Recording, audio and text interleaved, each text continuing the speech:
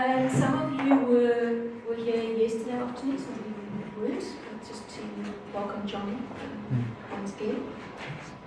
He's had a really punishing schedule, so the fact that he's still upright and still speaking incredibly fluently is I don't know if that's true yet. We'll see. But yeah, from Jon's many years of doing kind of quite remarkable research in different parts of the world, I think he's really well placed to do this particular seminar. So thanks. Thank you Yeah. very much again, Jon. Cheers. Yeah, and thank you for having me. This is,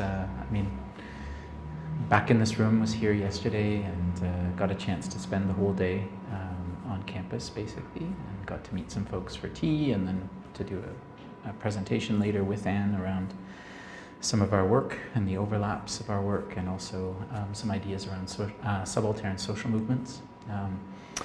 And then today, I'm kind of zeroing in on the methodology that I use, which is, participatory research, participatory action research.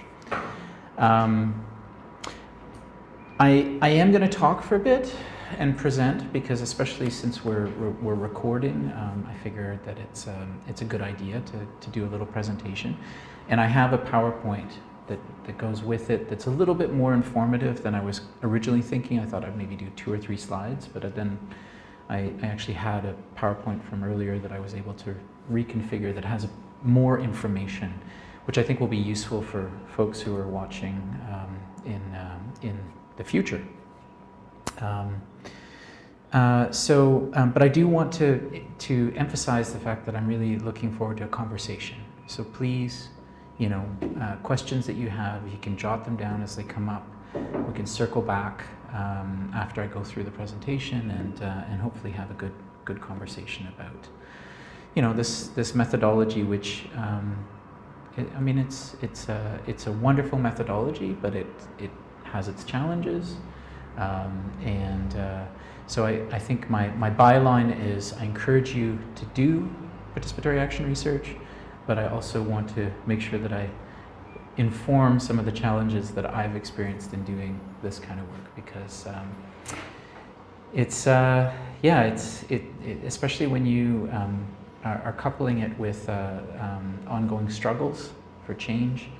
There's a lot of dynamics at play. There's a lot of I think it might be easy to do PAR in a very limited study that's only for a couple of years, and then you kind of get out and it's a nice clean study. My experience of PAR is that it's an always ongoing process that continues to provide lots and lots of amazing outcomes, but at the same time, it's not like there's a kind of real moment that I can think of where things end. So I say that, I hope I don't discourage anybody, because I do think it's a really great methodology. What I wanted to do today is go through, just give you a little bit of the context that I'm going to talk about. I'm going to go into more detail when I talk about the specific movements that I'm talking about, but just to give you a sense of where I'm coming at this from. I do want to talk a little bit about PAR and some of the ways that I understand PAR. And I think that's partially just to bring it into the space, and it can be something that we can talk about afterwards if people have different conceptions or things or questions that they have about the way that I've framed it. But I also want to describe the methodology for folks who are listening in the future when they can't ask questions. And then I'm going to go into the 2 specific contexts that I'm talking about, in Ada and in Bane, both in Ghana. And then finally, I want to turn to the reflexive and talk about what I've learned, and I do want to recognize that this is building on work that I've done with research assistants, both Ghanaian research assistants and Canadian research assistants, and so a kind of idea of like what we've learned as being part of the research as on the researcher side of things, as opposed to necessarily the kind of movement side of things. So that's where I'm going to end the presentation. So I'll just bring this in. This is my fancy bit. I've got two different contexts. One in the top of the country, in the Upper East, right here. Right up here is Burkina Faso. Then you have Togo, Côte d'Ivoire here. And then the other context is just outside of Accra in Ada. And you can actually see just a little bit of blue right there. That's the Songor Lagoon that we're going to be talking about. And right up here, if this was topographic, you could see a little mountain here called the Tongo Hills. And that's just outside the Tongo Hills is where I'm talking about in terms of the movement in the Upper East. There's a bunch of text here, but basically what I wanted to do, and I'll read through it, is give you a sense of where the relationships came from, where the research came from, give you a little background. So the Ada research, it came from an invitation actually coming out of my doctoral work by activists who were really looking at the lagoon and were concerned that communicating access to the lagoon and was produced food.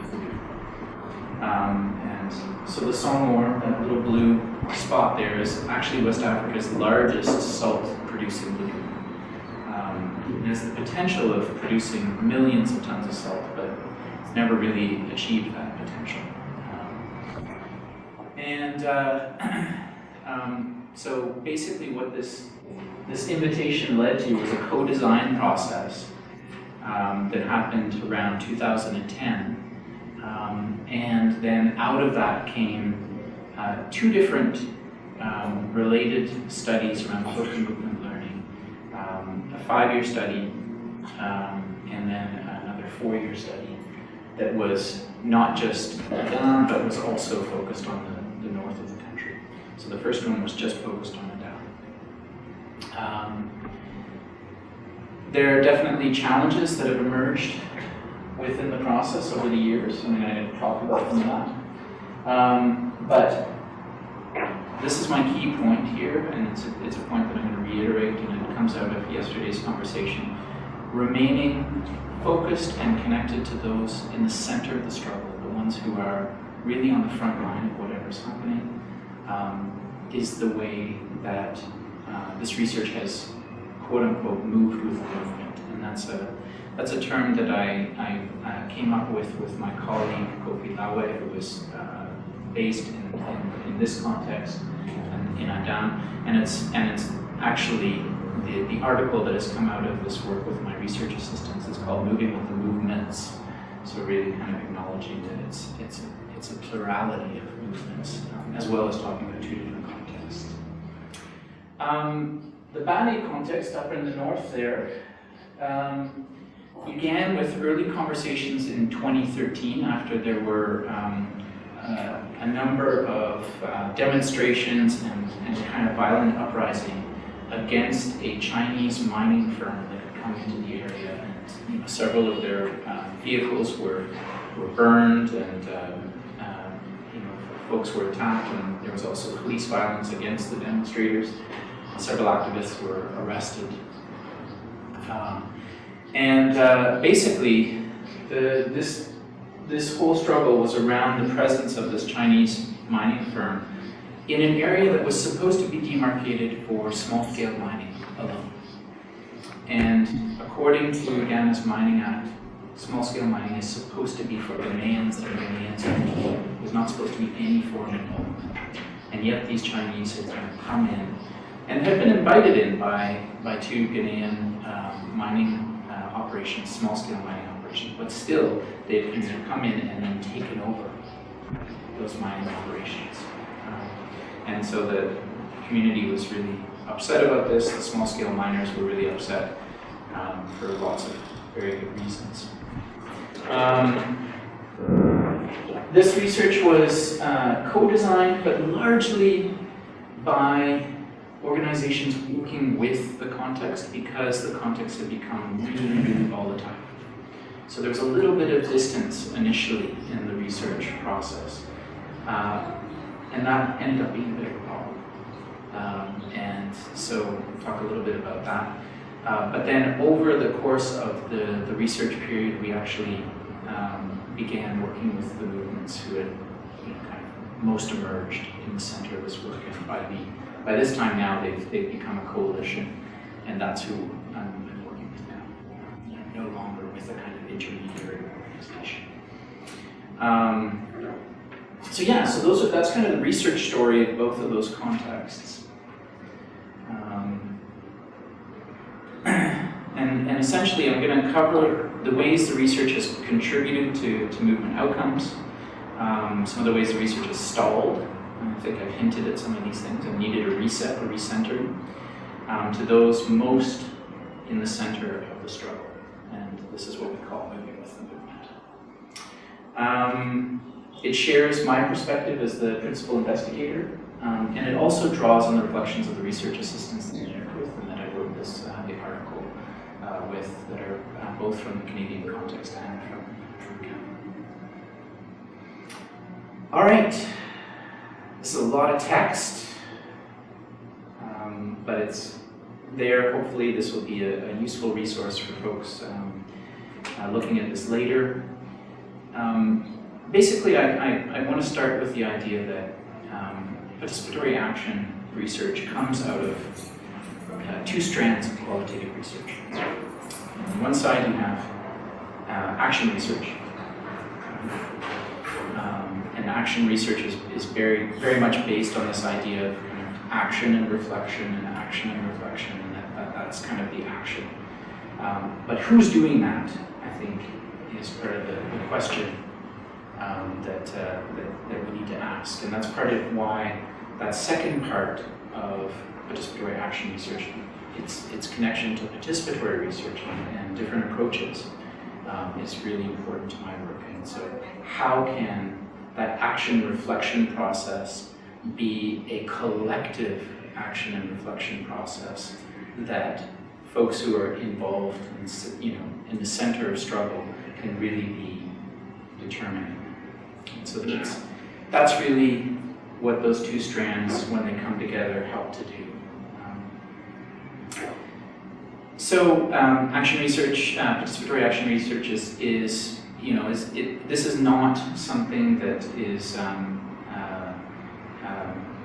foreign to social movement learning or critical adult education writ large, but especially social movement learning.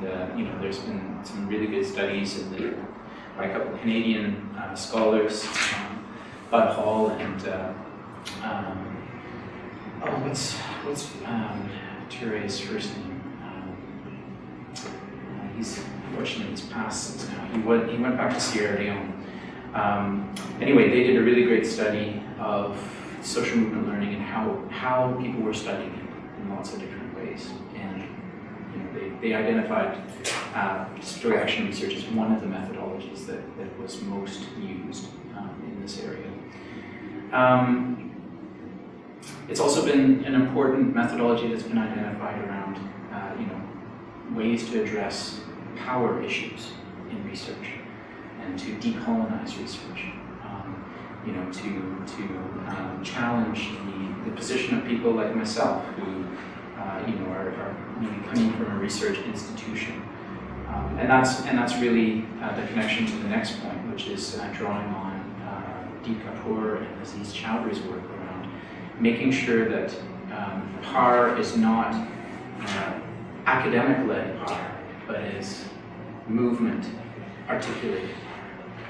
And I think they do a really good job of explaining why that's really important, especially working with movements, so that we don't turn movement research into a form of extractivism, extracting information from movement and turning that into a career. And I say that sitting here as a full professor and having published many books and all that kind of thing. But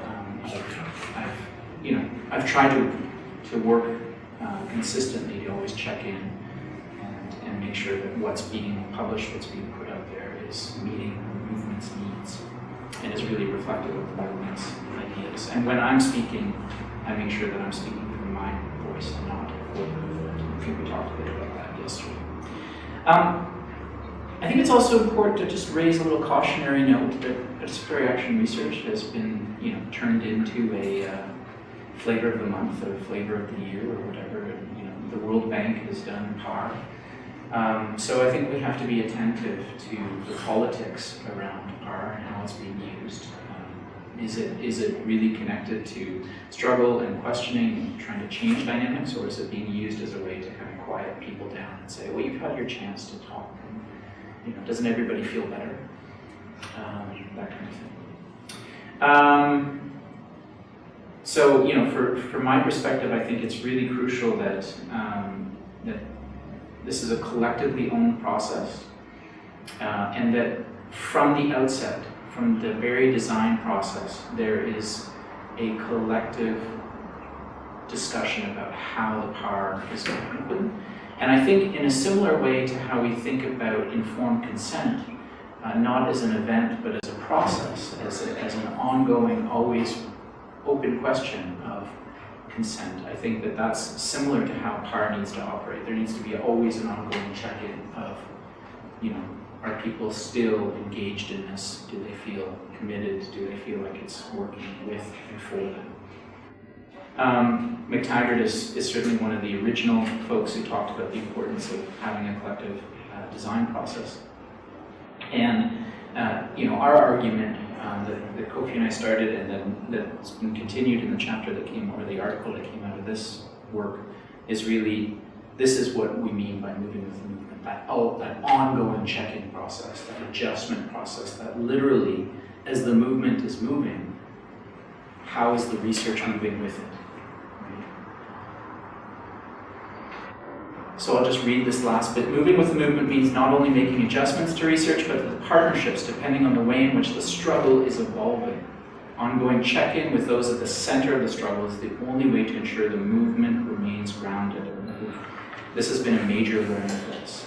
So and you're going to see that in with the context that we talked about. So maybe I'll just stop here and do a quick check-in. Any questions about clarifications about PAR, my way of kind of framing it that folks might need to explain before I go on? It's okay if there aren't, and we can always come back to it, but I just want to make sure if there's any quick clarification. Okay. Hearing none, I will go on. Okay, so I'm going to switch and start to talk about the contexts, starting with the Ada, Song or Salt movements.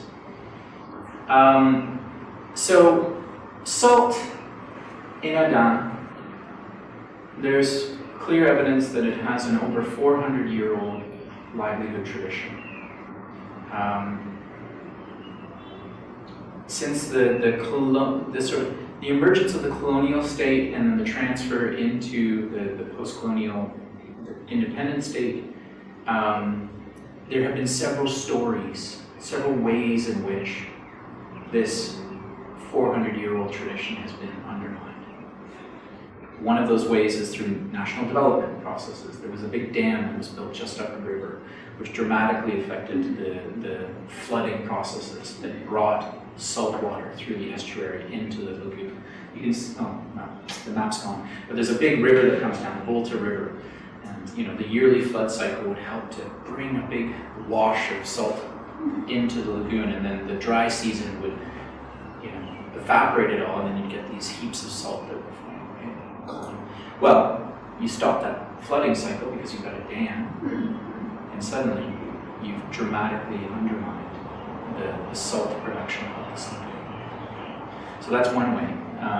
You also have things like this company that then came into the lagoon in the 1970s, and they were brought in because they had 7 years without salt, and they were wondering how to deal with this. And so the company said, "Oh, we can figure it out." And they came in and they cut basically a pipe in from the ocean directly into the lagoon. So yes, there was salt production that was starting, But then the company claimed all of that was theirs. And so they then excluded all the artisanal salt producers. And, you know, almost 20 years of fighting to get that back. So they managed to reclaim the resource through, they tried legal means, and then they went on to try, you know, to actually organize, and there was organized resistance. There were cooperatives that were formed that would go in and win salt and then get beaten up by the police. And people were forced to eat salt. And eventually, a pregnant woman named Maggie Kunor lost her life at a police raid. And she, you know, and it was her death that really changed the situation.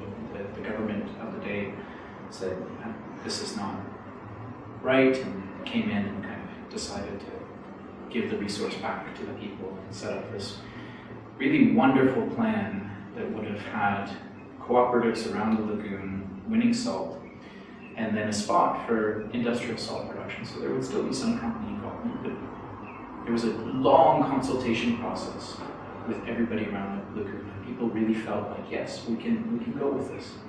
We agree to this. Then nothing happens. The government has a plan, has a law, has everything in place. No investment, no effort to actually put this in place.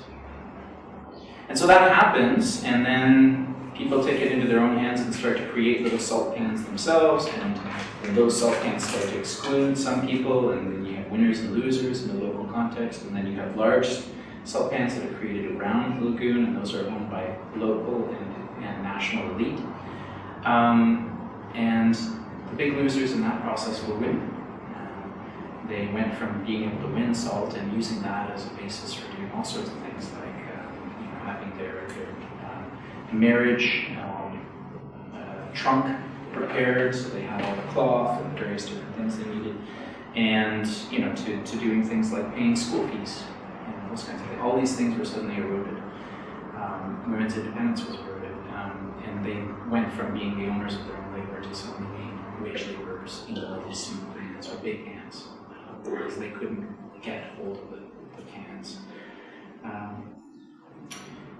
So that was the fight where I really entered into things, was in that period when the small pans were happening, and there was this exclusion of some people in the community, and there was a growing sense that these pans were destroying the lagoon, and they were spreading all over the place. And so that's where the movement that I got involved really started. And then, just in the last couple of years, the government said, as was predicted by one of the great orators of the movement, Pietermaritzburg, the government said there's too much chaos, there's too much, confusion in this area, so we're going to pack it all up and give it to an investor. So they gave it out as a monopoly concession to a company in 2019. And that really was a big moment of change in the movement. Suddenly those who had been really, really strong critics of the PAN system, which was known as HFO, were like, okay, what do we do? Maybe this company can come in and end this HFO thing, so maybe that's a good thing. But not really doing that next step of analysis, but then we're going to reduce this, right? And there was some confusion for a little bit, but then finally, Radio Ada, a community radio station, has been a partner of the various different iterations of the movement, has always been present, got a hold of the company plans, their environmental plan, their business plan, and translated them in broadcast. What do these plans mean? And revealed that the business plan was planning to flood communities, it was planning to relocate communities, it was planning to end artisanal salt production. Company's words, not the radio station. So they got that out there. I was sharing some of the story yesterday. And through that, they became really instrumental in restarting activism around the lagoon, where suddenly all these communities were rising up and saying, no, this is not something we want. Over 10,000 people have joined the movement, the new iteration. Along the way, some people have said, no, we still think the company's the right way to go, who were part of the struggle in the past, and so they have been pushed to the side. And it's been a hard thing for me because I was close to some. So, including Kofi Lawe, who I published around about the idea of moving with the movement. So, just to kind of sum up, this research began in 2010. It has always moved with the movement, but Radio Ada has also stayed consistent throughout. And that's something that's really been characteristic of the work in this context. So, some of the challenges that have come up over the years, we've had, previous generations of activists who said, oh, back when we fought for this in the 80s, we knew best how to do this stuff, and so you should, listen to us. We've got the solutions. We got the thing back. But then some collective analysis, they came up with this idea that, well, they had got it back, but they didn't have the thumb to be able to use it well. And the thumb was a really inclusive way of making sure that there were community voices and women's voices as part of the leadership of the struggle. There was some dependency over the years with Radio Ada, and like I said, Radio Ada has been a consistent, voice here. Also some issues around sustainability of the movement and whether different iterations of it could continue without some support from Radio Ada or from funders like the research that I have led. But this new movement is completely self-funded. That was like one of their first things. So it's kind of like a learning that's come out of this whole process. It's like from day one, we're funding ourselves. Thank you, we don't need anything from anybody. We stopped an expropriation that was planned in 2011. There have been several rounds of secret deals that have been exposed, including the secret deal with the chief that this new company made. But we've now had this new deal that's happened. In the most recent iteration, we've seen the co-optation of some leaders. I think I mentioned some of the people that were involved in the movement who have been kind of, we don't have proof, but suddenly they're singing the company's tune. And we do know coercion. The radio station was attacked on January 13th last year. 10 armed men came in and destroyed the on-air studio, and we're looking for Noah Dame, who's my dear colleague. And fortunately, Noah was at a retreat with me in the north when it happened, doing some analysis of our learning together, and so couldn't be found for them to do whatever they had planned to do to him. Thank God. But now he carries that guilt because some of his colleagues got beat up because he wasn't there. So, you have that kind of coercion. And then Noah was the target of an arrest where he posted something on Facebook and they've used that to arrest him, and he's been dragged to court. And he's still going through the court process despite it being thrown out once, and then he was rearrested. So he's coming to South Africa hopefully next week to be part of a collective, reflective process, so hopefully that will give him some chance to cool down for a little bit. But yeah, this process of coercion and co-optation, especially by the company and its allies, has led to some changes about who is really in the struggle. At the same time, there have been some real achievements over the last several years that we've been doing this work. Women have been accepted as legitimate defenders of the movement, even in the current, iteration. There are very strong voices that are part of the leadership. So that's a big change from the past. Creative expression through things like broadcasts, through things like the creation of a tapestry, using theater and dance and music, using songs. All of these things have been used to help to spread some of the knowledge that's been produced by this movement, and also producing movement books. And community radio broadcasting has been crucial. That, in Dambe, showing up consistently, putting the truth out there, opening the airways, letting people ask questions. Nothing to hide. Please, let's hear from you. giving people that room to talk, even during COVID. So that was super crucial. You know, organizing couldn't happen on the ground, but at least on the airwaves it could happen. People could still talk to each other. So those are some of the achievements of the movements and also the research that's gone along with it. So now I'm going to switch to talking about Bani, Halensi, which is in the Upper East of in the movements against large-scale mining.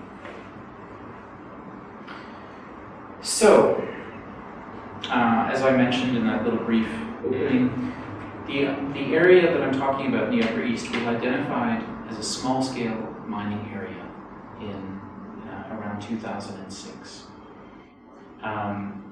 This Chinese mine was brought in by two small-scale mining operations that had 25 acres each.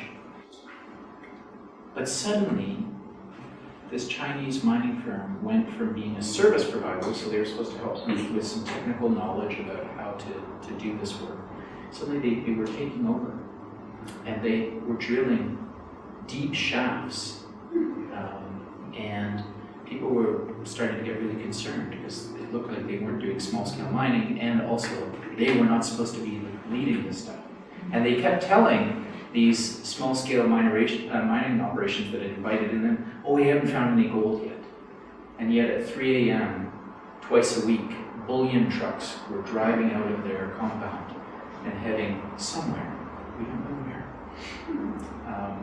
So, you know, with these kinds of questions, and like what this company was doing, the community rose up in 2012. They, as I mentioned, they burned some vehicles and beat up some folks, and also were beaten up by police. And so a bunch of the leaders of the community were arrested, and then we managed to catch up with some of them in 2013 and did a co-design process that started in 2015. By that point, there was a real division in the community. There were parts of the community not talking to each other. Some were aligned with the company, and some were not. And so it was very difficult to get collective meetings for us to really kind of talk.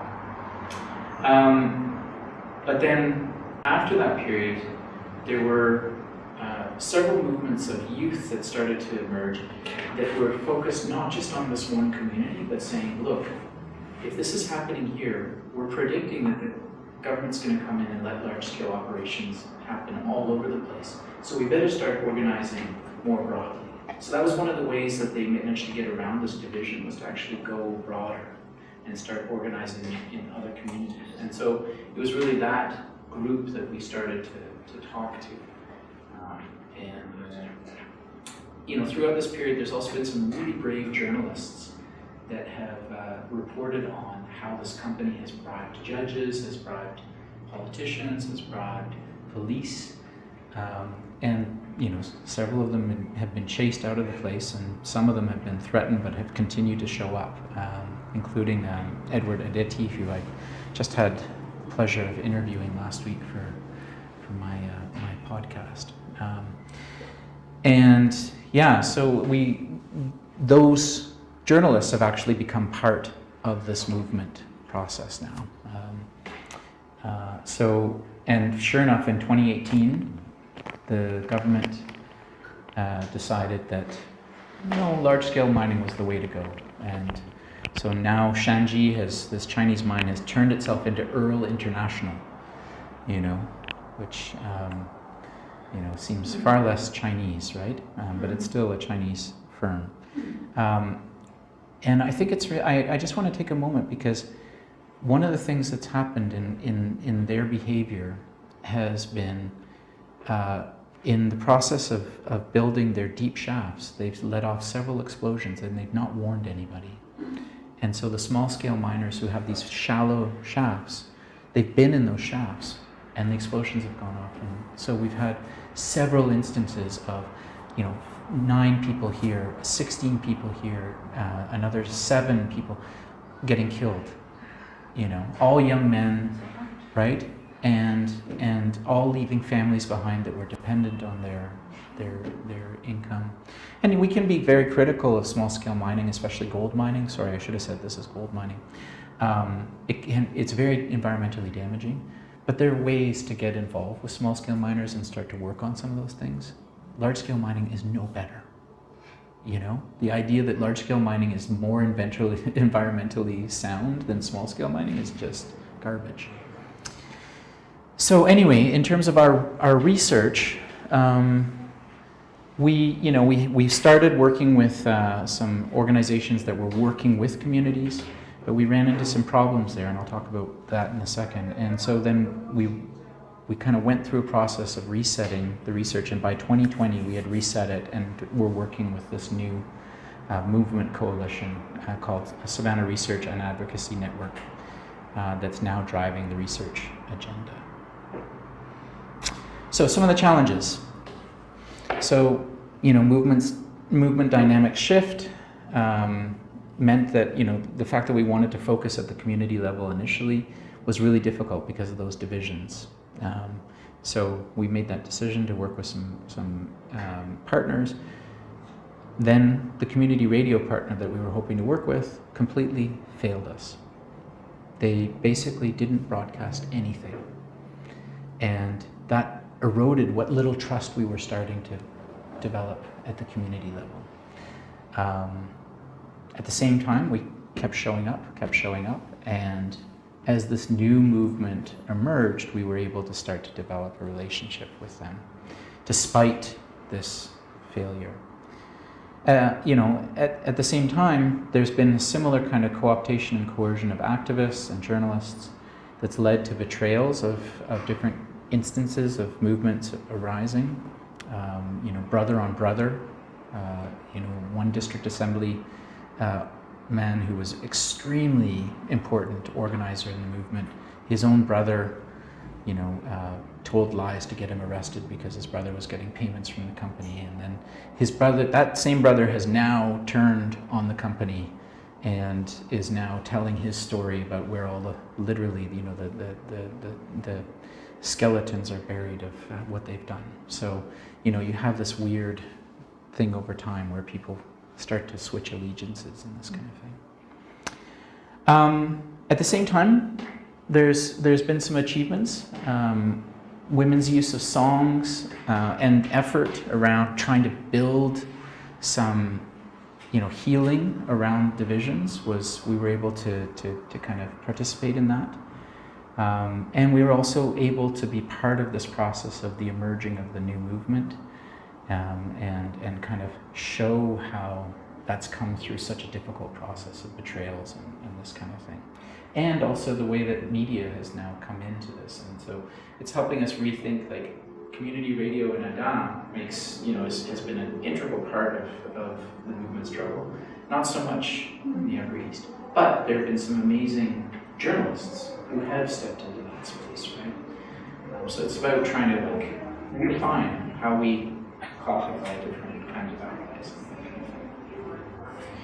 So now I'm going to end by just talking about some of the learning that's come to me and to us, the kind of research team. So I think, I started out by saying this, but ensuring the research is struggle-led is key to ongoing ability to contribute to that struggle, and that sort of consistently checking in, moving with the movement. Is it really the folks at the center of the struggle that are really the ones leading this process? And I consistently trust in the capacity of frontline folks to lead. And that we're able to support and play that kind of that secondary, in the background role. Commitment to relationships as a process. So, it's been using some close friends in terms of feeling like we're on the same page. But as I was saying yesterday, the door's always open. I hope that those relationships can be reconstituted over time as people start to change their mind about this company that's operating in a that, for instance. But it's, this is still relationship-led research. It's about building that kind of mutual understanding and accountability. This idea of moving with the movements is crucial to ensure that participatory action research is responsive to and owned by those who are struggling with progressive change. And I think that's really where I want to end, because it's not an easy path, but it's the only one that's really meant that this research has continued to add to the effort to try to bring collective ownership, collective access, collective benefit to these two different resource struggles that are going on. Yeah, so that's the end of the talk portion. Right, I'm sure you have many questions. So let's give you a chance to ask those questions. Also to share your own experiences for those of you who've been involved in doing participatory research. And some of the challenges that you had and what's worked and what hasn't. Can I just have a clarity reminder? I'm sure you said it, but I kind of got lost. Yeah, sure. And something struck me when you said it kept showing up in the northern side, right? And I know you said that we is the research team, so you're talking about at the end, yeah. collectively kind of thing. What I lost in the story was who that research team was, kind of on what basis were you in the north? So I could understand your relationship in the south perhaps more from yesterday's story, I don't know, but in the north, it's kind of what is your relationship with that struggle? I get that you go there as researchers, on whose invitation in the end? Right. So before I'd even started working in Ada, I had spent like 8 years working and living off and on in the north, in northern Ghana. So I have a long set of relationships there. Yeah. And it was actually, so my colleague Coleman Agioma, who is coming as part of the delegation that's visiting from Ghana to Abaklali as part of the Translocal Learning process, social movement learning process that I'm engaged in, and that Anne's also part of that work. So he and I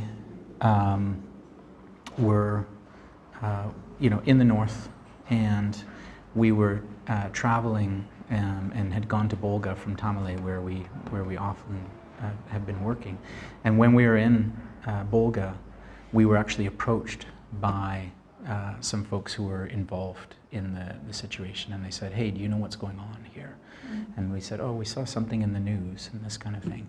And then they said, "Well, it'd be really great if we could sit down and talk about this." And so these were some of the guys who had been arrested from the 2012 kind of struggle. And so that's where the conversation really started, was like in those open, this is what's happened. And then Coleman actually connected with another colleague, oh my gosh, I'm blanking on his first name, Crawford, based out of the UK, and he and Coleman did a kind of more traditional study of what was happening there around Shanji, and called Ghana Big Man, Big Envelope, Finished. And so just documenting the corruption that had emerged around this. But that kind of came after Coleman and I had started this conversation, and I was saying to Coleman, well, let's have a longer conversation and see how we can develop relationships to start some research. So it kind of took 2 years of talking and seeing, what folks wanted to do, and that led to the participatory action research that then took off. Yeah. Yeah, no, thanks. The reason why I was asking was just exactly because of community organizations. Yeah.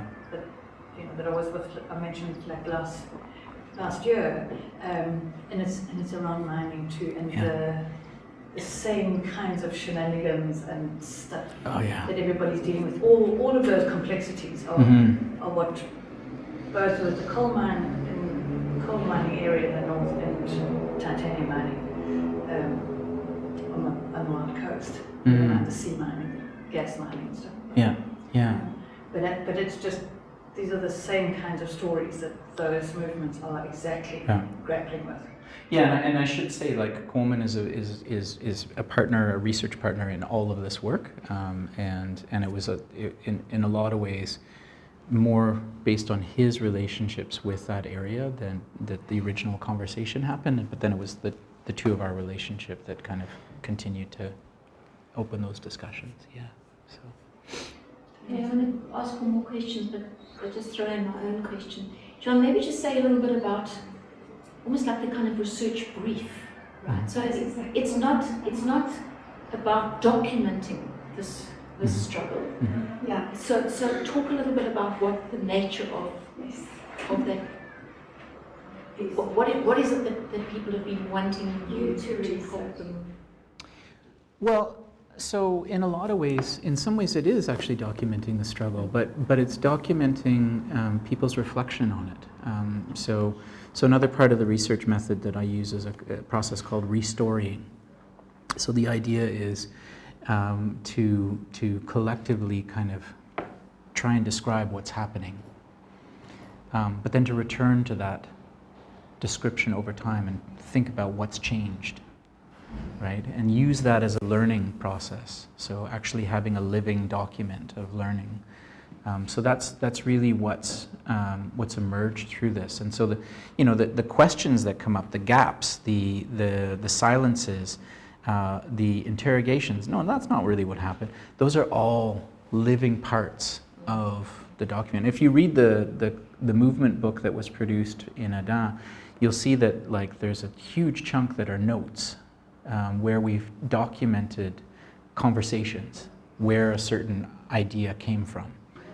So you can actually see the conversation of different movement members kind of debating, well, actually, no, it was like this. No, you've forgotten this thing that happened, and like that kind of thing that has been really appreciated by movement members, because it's something that people can come back to and have as a touchstone, right?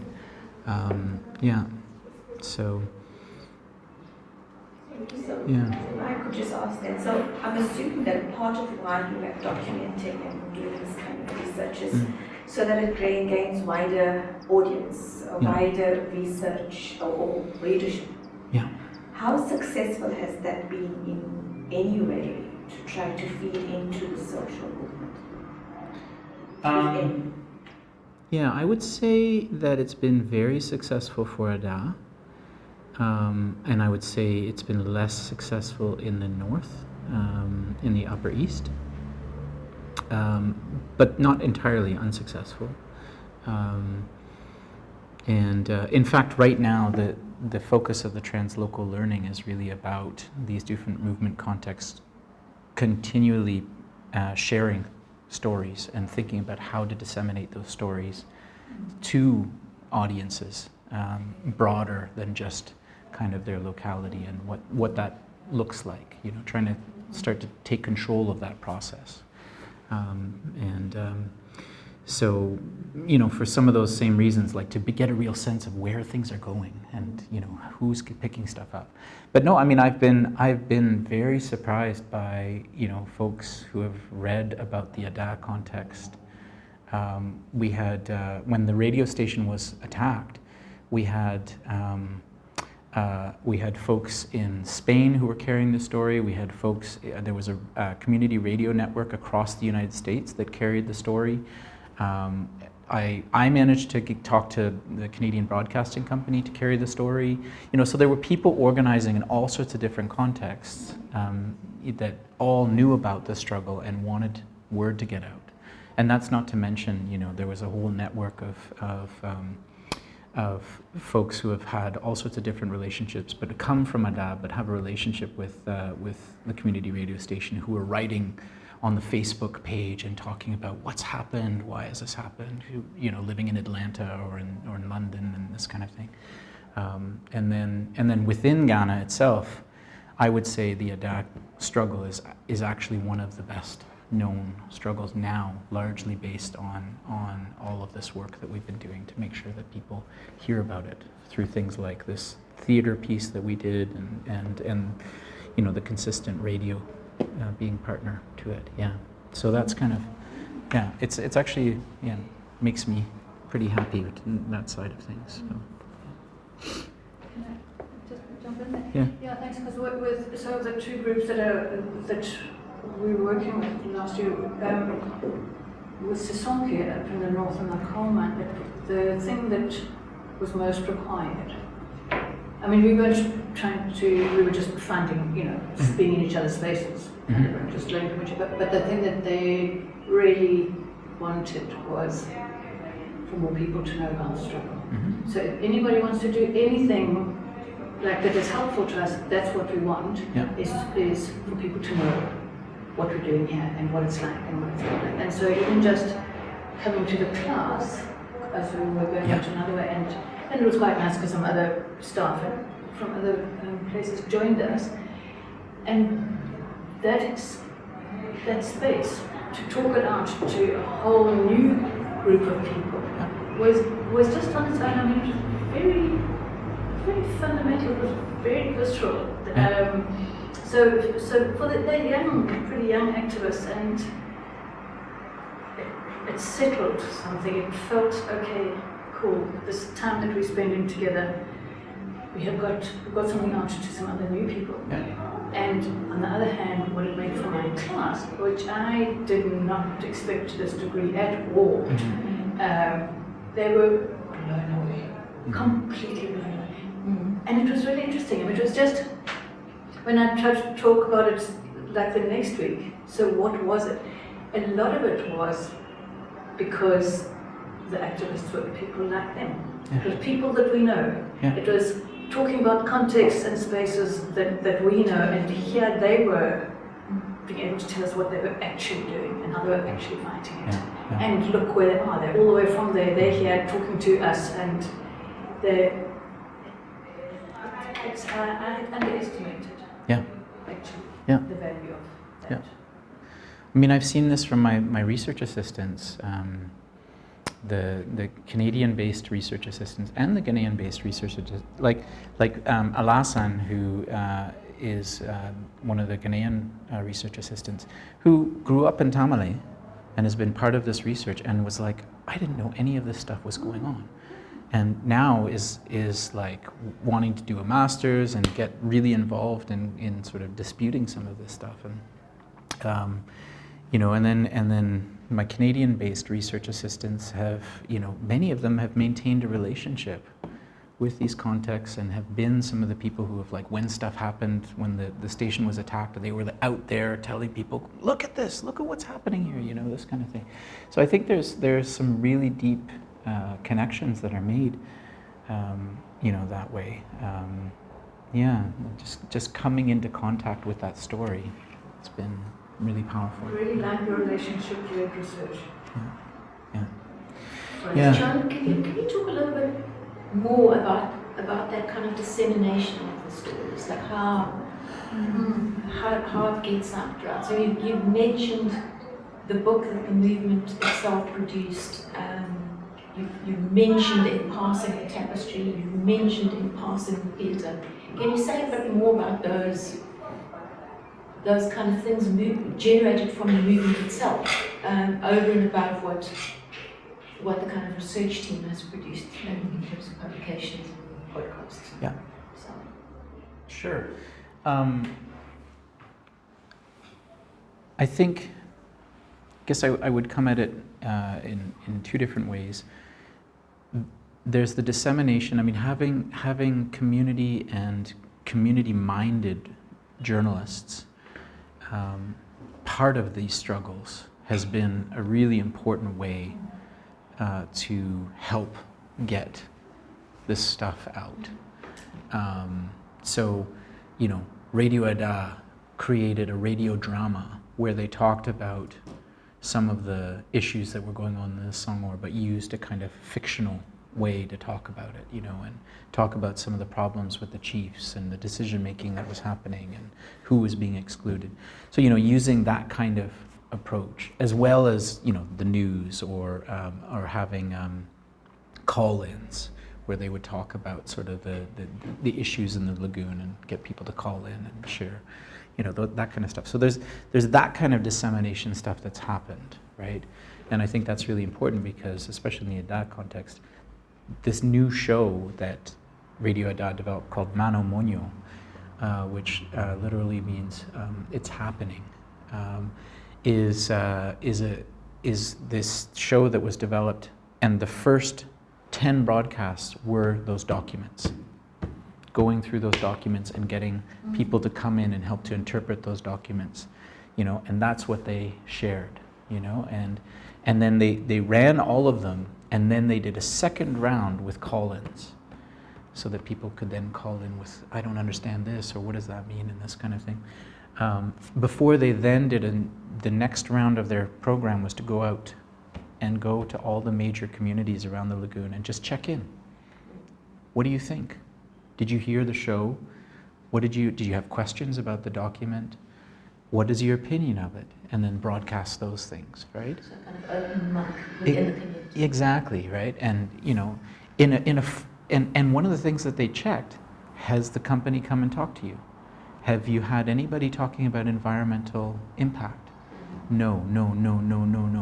Meanwhile, the company's environmental impact statement says that they went to all those communities, and the dates for those meetings were all before this broadcast had happened, right? So, you know, that kind of thing, I think can't be undervalued. At the same time, you know, different iterations have had these collective decisions about getting knowledge out. So in the 1980s struggle, there was a book project called The Killing of Maggie. Or no, Who Killed Maggie? That was what it's called. Maggie Kuono, the woman who was shot.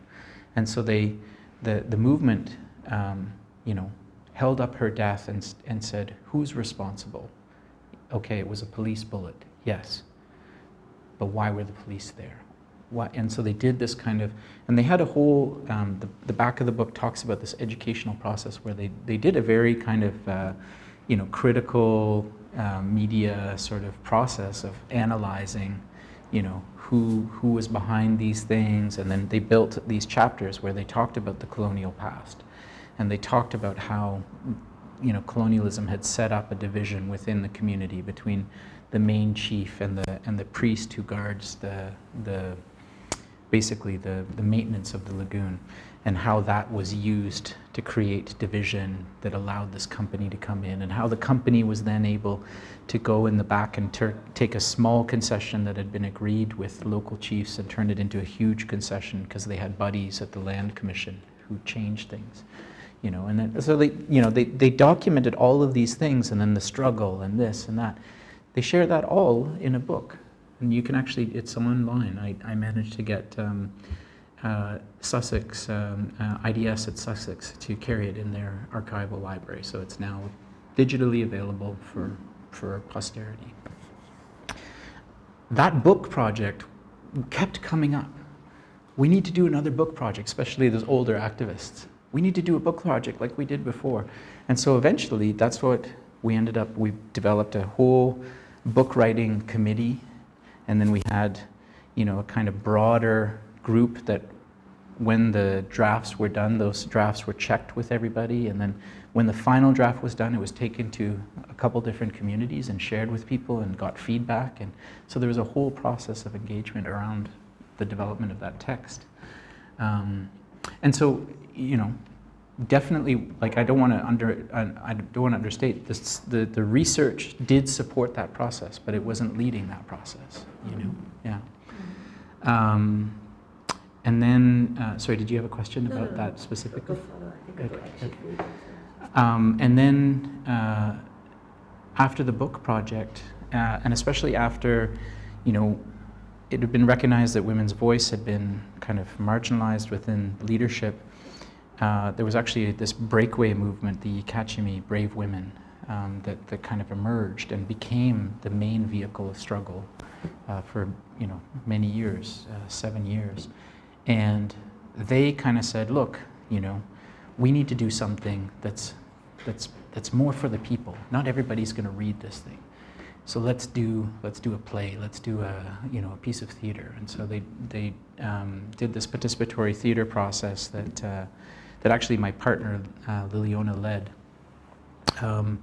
and they then performed that theater piece in Ada at the big festival where there were like 300 people watching, and then they went to the capital and performed it there and invited ministers and ambassadors and news agencies and all this kind of stuff, and it became a big story that was carried for a few days about this play and how it had come from the women's story and that kind of thing.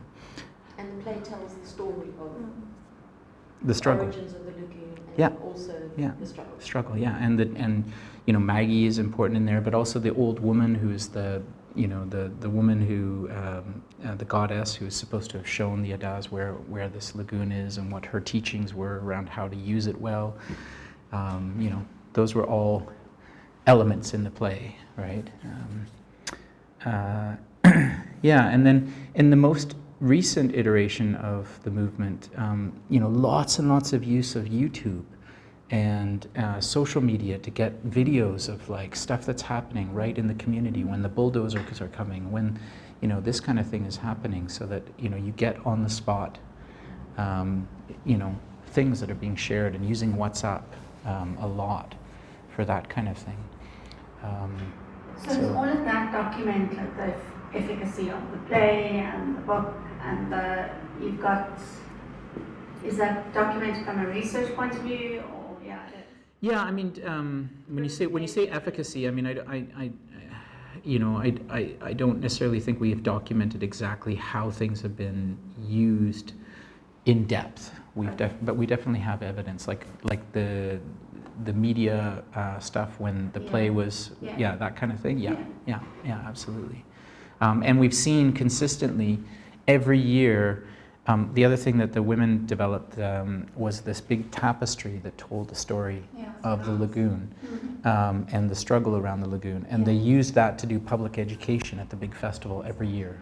And they the first year they did it, they had over 2,000 people that they shared the story with. And they had people who spoke different languages, not just the local language, but also visitors that they were able to do that story with. And so I have several examples of that story being told, recorded, and along with the tapestry itself, and then the songs, those songs, lots of documentation of songs, the creation of songs, the way in which, if you get a hold of my book, there's a lot of documentation there about the collective processes of developing some of these songs, and also how they're going to use songs. Like, we're going to use this song when we go into the community to invite people out, and then we're going to use this song to challenge their thinking about the lagoon, and then we're going to use this song to do this.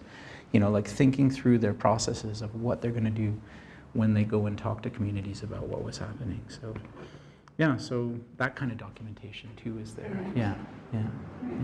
It was just as you were talking, there were so many things that were coming up, and I'm just trying to think, as someone who uses power, how do you manage the emotions that are there? I mean, you're listening to people telling you like really traumatic stories of death, of betrayal, of the anger, and it's not only the participants or the people that you're asking these stories from. What about your research assistants who may just be new into the, how does that all get managed as part of the process, the research process? That's a great question. Well, I guess I'll answer in two parts, and I'm really glad that you talked about the research assistants, because I think that's a really, really crucial thing that I'm still kind of learning about. I think it's important to say that the approach to research is not to sit down and ask people, but it's rather to record collective processes that are happening. So people are analyzing their situation together, and there's a kind of mutual support process that's happening through that, right? So that's the way that I've seen emotions flare up and people be. Yeah, exactly, right? It's like it's linked to the whole process of people deciding what to do and analyzing the situation and what's the new information, and then having the privilege to record all that and to be able to share that back for folks, right? So we have this process of whisper translation where there's recording of the Dangbe conversation that's happening, and then there's a whisper translator who's recording, and also I'm listening to, or the research assistants from Canada are listening to. And so we have a recording in English, but it's not interfering with anybody, So we have that to then be able to transcribe, for that kind of thing. But then we also have the Dangbe stuff if we want to turn that into little recordings to, say, go on the radio or be used in different ways, depending on what people want to do. But yeah, there's a lot of emotion that happens in those spaces, and a lot of people calling each other out. Like one of the things that was so amazing about the ADA process in particular was, it was like, we want this space to be open. We want anybody driving by to come and see what we're doing. Nobody should think we're doing anything in secret, because that's what the chiefs do. We don't do that. And they would call people out. We know you're reporting to the chief. Make sure you tell them exactly what we've said. And if you need it, you can get the recording right here. Like this kind of thing, right? Like just, and really using that openness as a weapon almost of kind of like, we're not going to hide. We want a better situation in our lagoon. And we know that the people that you're representing are not giving us that. So in some ways, that's how people were managing emotions within a community context, right? And I think that's kind of been a key part of this work. Research assistants, I've definitely had some instances where I've had students, and member research assistants be like, "Whew, this thing is too heavy," I had that public education process when when the women were doing that for the very first time, one of the main chief's representatives came over, and while they were talking and leading people through, he started kicking stuff over. And my student was like, and I was like, sit down, just stay here. This is not our thing. It's going to be dealt with how it's going to be dealt with. Just chill. And she later wrote this reflective piece about that whole moment, and this kind of yeah, that's not my role to go running in there and try to beat up this chief's guy. This is something that there's all sorts of dynamics I don't understand going on. And so she really reflected on that whole moment. But I think there's real issues, like the trauma that just happened in Adan with the attack. I've actually been thinking about, how, is there any way we can support some counseling for, my colleague Noah, because it's very clear he's wearing this. He feels guilty that he wasn't there. He's like, I should have been there. I should have been there, and I could have slapped the guy. And and these are people who had guns and knives, and so I'm so glad he wasn't. But he carries that. And I have to admit that's not my training. That's not. So I definitely feel like I'm starting to think, okay, how can I build some more of this kind of sensibility into things, because when things were very much community sort of led, those kind of open processes, people would kind of find ways of supporting each other emotionally, in very because clear it's part ways. of the community culture. Exactly, yeah. People are doing their own practice, Yeah. But you know, it's different when it's in a workplace, and you know, there's so And yeah. also the outsider relationship. Yeah. that you- Yeah, no, it's not really my role to step into that in that moment. But I mean, I think it's an important question, because I think that is the thing that anyone engaged in research has to think about, that kind of possibility and the ethics of it. Yeah. And also recognize the emotional burden on yourself as the researcher. I mean, you've alluded to that, you know, the really, really good, close relationships that have, Yeah. where there's disagreement on what should be done. And it's very hurtful. Well, and I mean, you know, I don't have any problem with people disagreeing, but when you sell somebody out, that's you know, when you put somebody else in danger because you've made a decision, then it's pretty hard to, you know, for now anyway. Yeah. Jon, I want to ask you about two other things. Like you talked about these moments of kind of community analysis, of where the movement itself is together and doing those kinds of analysis. Yeah. And I know from our discussions over the years of you telling me some of these quite extraordinary stories of the analyses that people have come up with. And the ways that you've done it, and I'd really like for you to at least just tell the story of the sticks and the stones and the leaves, and then perhaps I can use that as a way of kind of linking to how strong the use of metaphor is in the way in which the movement itself tells its story. And you also mentioned the thunderous hand. Yeah. So, but there's been a number of them. So perhaps just to talk about that, which I think it just comes out as such an incredibly strong part of the way that the movement talks about itself. So, you know, this was around kind of 2014, 2015. So at this point, it was really this group, Yukachimi, the women from the communities around the lagoon who were, you know, the ones continuing to bring up the issue and remind leadership, remind community members, we need to address this issue of these pans. And so they did this kind of collective analysis process where, you know, they were starting to think about, and this was in dialogue with Radio Ada, and sort of like, so we need to think about who's on our side, who's against us, and who we can maybe sway.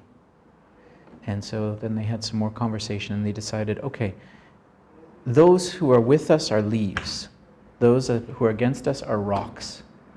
Those who are in the middle are sticks. And then they did a very deep analysis. They had representatives from all the 45 communities around the lagoon there. And they analyzed, okay, you know, men and women in their community, younger men and women in their community, elders, chiefs, all at the community level, and then kind of at the nation level, and meaning Ada, not national level. So, you know, the main chiefs, the main area politicians, they're called district chief executives.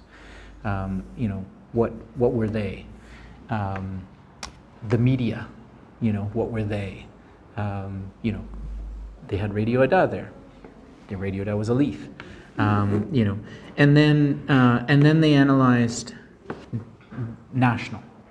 You know, what did they think of the women's ministry? What did they think of their MP? What did they think of the president? You know, this kind of thing. They did this elaborate process. It must have taken about 2 days or something like this, where they drew kind of circles, and then they would sort of say, okay, this is the circle for this community, and then the reps for that community would sort of sit there and debate, and they'd kind of say, okay, this is right here, this is the women in our community and their leaves. The men in our community are sticks and stones. The local chief, a stick and maybe a small stone. you know. And then, so they went through this whole process, and then they documented it all. They took pictures of all the different things, and then that was recorded into a big kind of spreadsheet of like where they thought people were. And this is something that they came back to over the next 2 or 3 years. Has somebody shifted from being a stone to a leaf, or a stone to a stick, or a stick to a stone, you know? And so they were kind of used this to track who was on their side, where they felt they had support, and how things were kind of moving over time. You know, which it was a very, very cool process. So they asked, and I think we talked about this in a piece that we wrote, they asked that this not really be documented, but I got a permission to take one picture that they had used from this process and put it in the book. So there is a picture of that process in the book that I did. So that was a cool process. And I think that, you know, the fact that they specifically asked that it not be documented is a kind of critical process. And sometimes people that you're researching with, you don't write stuff down. Yeah, exactly. Yeah, they agreed to put one picture in because they said they liked the idea of people seeing that they had done it, but they didn't want to see how they'd used it, you know, that kind of thing. So. Can I go back to the issue of emotion in research a little bit? Sure. Because I think it's so critical. Yeah. So I think it's a really important conversation. Mm-hmm. Because the role of the emotion in the relationships, in struggle, is critical. Yeah. Right. So it's not just about us as researchers managing it, and I know that's not what you meant, but. But I think it's just helpful to think of it in this particular way. So what is the role of emotion in the whole of how it's informing how we engage and act and whatever. Yeah. And then it's also kind of, then it is linked to the nature of the research or our roles within that. So we have different ways that we need to work with our emotions, potentially. But it adds another layer and that's the layer of, for me, the critical self-reflexivity of everybody. But how, so that you go away and you clearly process your emotions so that they don't, as you said, drive you off unintentionally. It's that process of our own conscientization responsibility. And I mean, there are ways that there are ongoing conversations about that kind of thing, about how do you keep thinking about what's happening and how you're coping with what's happening and that kind of thing. And certainly it's definitely part of the process that I develop with my research assistants, about constantly reflecting. So do you do co-counseling stuff? Not in that word. I wouldn't call it co-counseling in that sense, but definitely a kind of unpacking, a debriefing. I mean, so just because co-counseling is a thought-through process like that, and it's quite nice for taking account of the different roles that you're in. So a listening activity that you might be listening to somebody from a community, but and they're not there to listen to you and how you feel about it, but for you to have another conversation with another person who's also been listening, and you do a listening activity with each other, literally like that, or somebody in a different role might say, "Oh, Jon, you've been listening to us the whole time. Let's turn this around," and it's also part of the humanizing, relationship building stuff. So it's just quite a nice one. Thank you. That's maybe to some extent also those creative bits also are part of the healing. It is. Absolutely. Very much so. I mean, that's one of the ways that that trauma is explored. Like in that play, there's a scene about a rape of a young woman that's shared, and it was shared and played by women from the movement. You know, everybody involved was part of the movement or Radio Ada. That's who the players were. And it was a really powerful thing. And like everybody, no, this has to be in here because this is happening. This is happening now because we don't have control of our own income. This is what's happening to our young people. This is what's happening to our young girls, you know? And then that girl is suddenly no longer going to school and she was one of the bright ones. And that story is shared, right? You know, and so that's one of the ways that these really difficult things that people are going through were worked out. Yeah. And I think the ways in which particular horrific events or the deaths of people are kind of memorialized. Mm-hmm. You know, so even writing the story of who killed Maggie. Yeah. And her statue that's been created. Yeah. Yeah.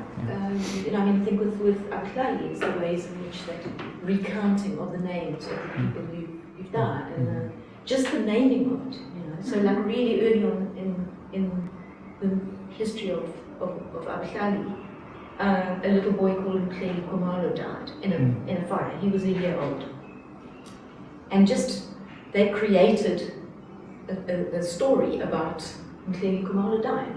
Yeah. With a kind of little picture of of him, and wrote a piece for the press about this little boy who never got to live because he died in a shack fire, and it's that's a traumatic thing for the community, for the mother.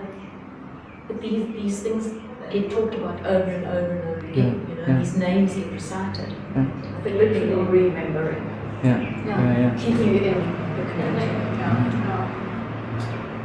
Okay.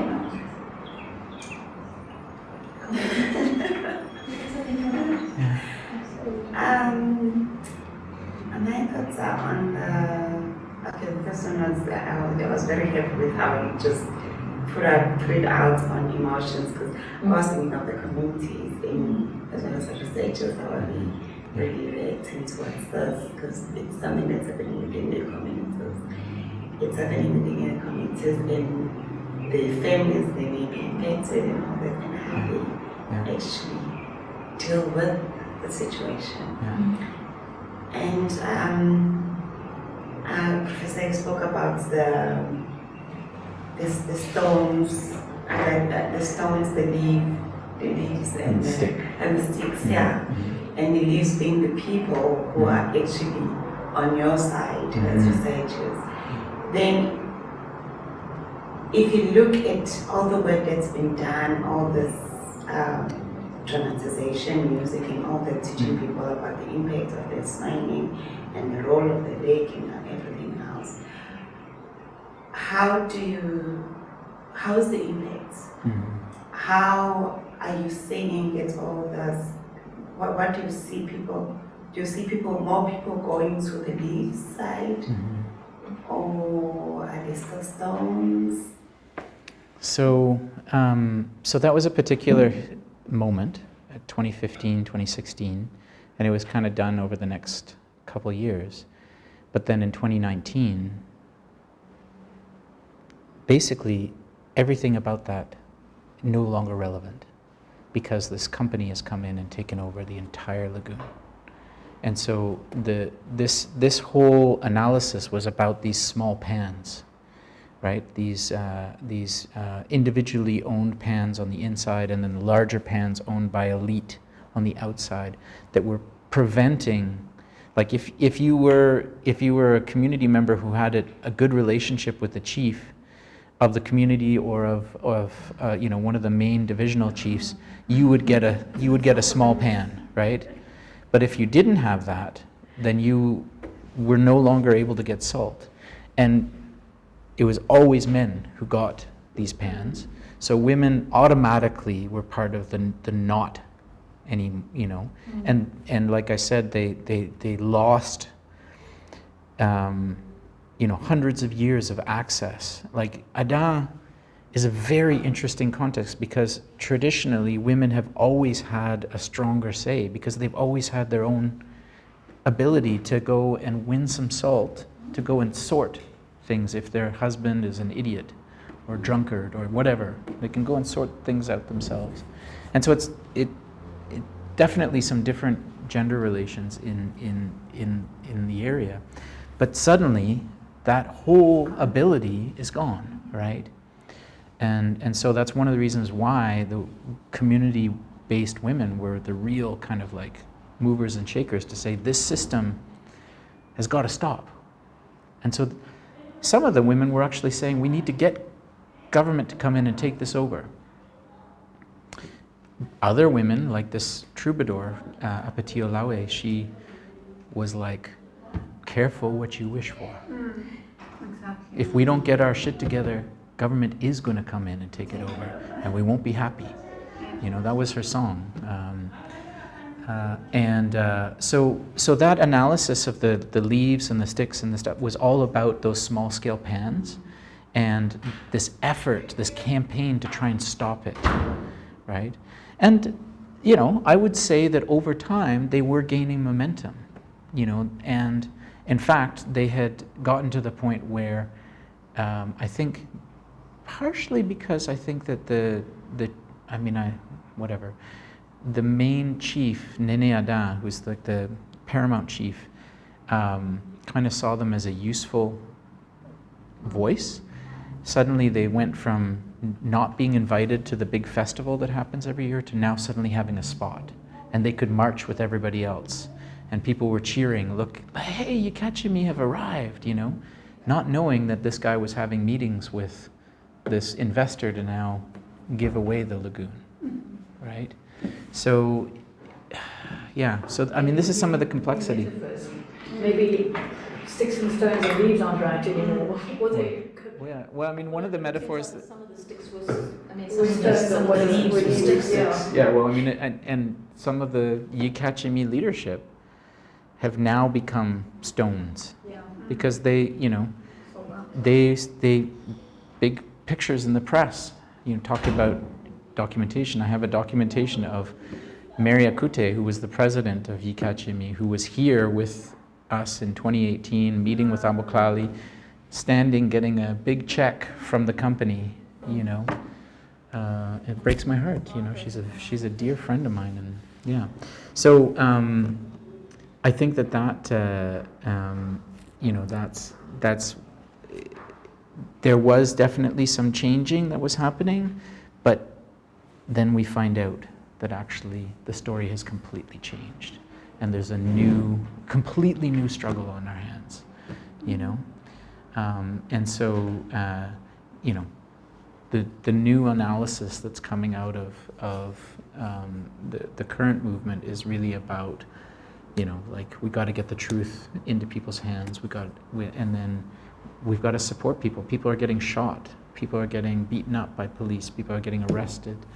You know, so it's completely changed. The whole dynamics of the thing has changed because this guy has money. He's got money, and he's got power. He's one of the guys who bankrolled the current government. So he's been given a green light to basically do what he wants, you know. I note your reference to how critical Radio Ada is to the struggle and this movement. And I feel like, you know, we work a lot with community radio stations in South Africa on my hip hop and adolescent health program, but not all community radio stations are community run here. Mm-hmm. A lot of them are owned by the Broadcasting Corporation, and so state, you know, even state-owned community radio stations. I'm just really intrigued as to how this radio station has, who is the owner of this radio station, and how have they not been captured themselves? Because once they're captured, of course, your whole struggle looks very different, right? Oh, absolutely. Yeah. So my mother and father-in-law set up this radio station. Okay, that makes sense. Yeah, so... So it's completely independent. It's indie through and through. Yeah, and I should say, you know, that sounds very, very nepotistic and all that kind of thing, which, you know, I need to own.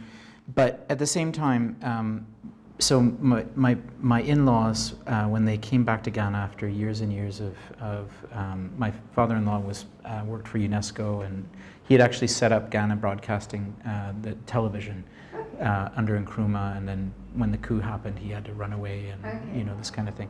So for him, coming back and starting a community radio station in his community was like his like, you know, this is what I need to do. I need to bring what I've learned home.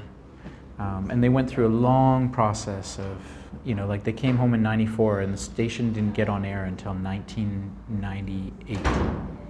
And part of that was getting the license and everything like that. But also they just took their time and sat with community. And initially there was a lot of suspicion. What do they want? Who do, you know?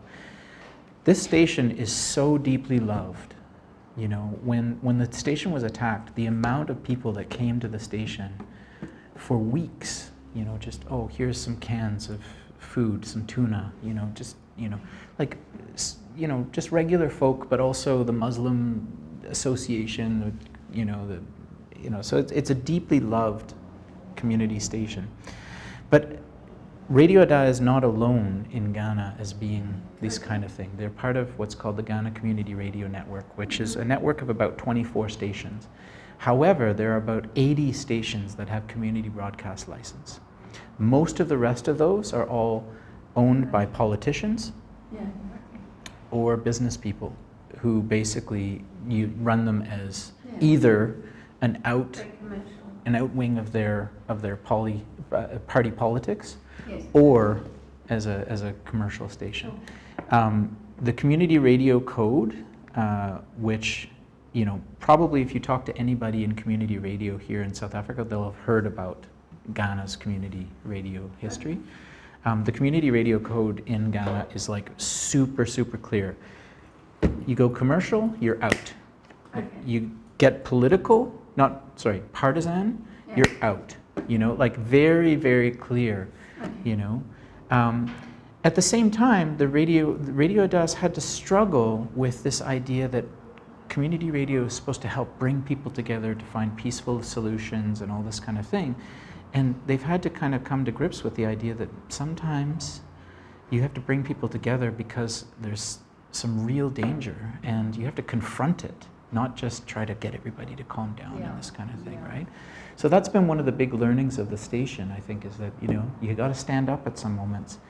And there's a real concern, like, I mean, Noah's been attacked. They wonder what's going to happen with the station, whether it's going to get, you know, firebombed or something like that.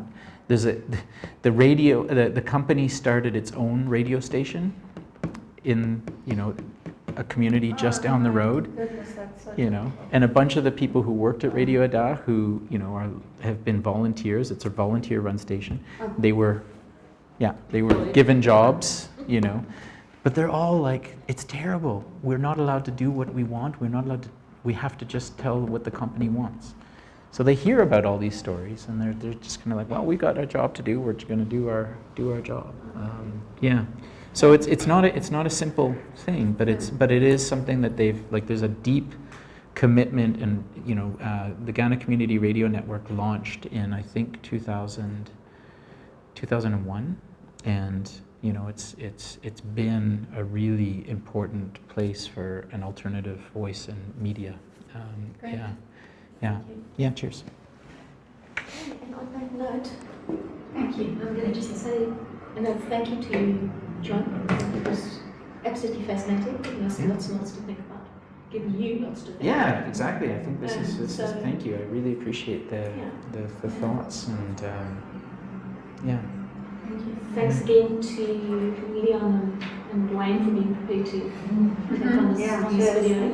And for the purposes of the video, I should just say, gratefully acknowledge the help of the NRF in funding Jon to be there. Yes, don't forget. Way to go. Yeah. Thank you. Yeah.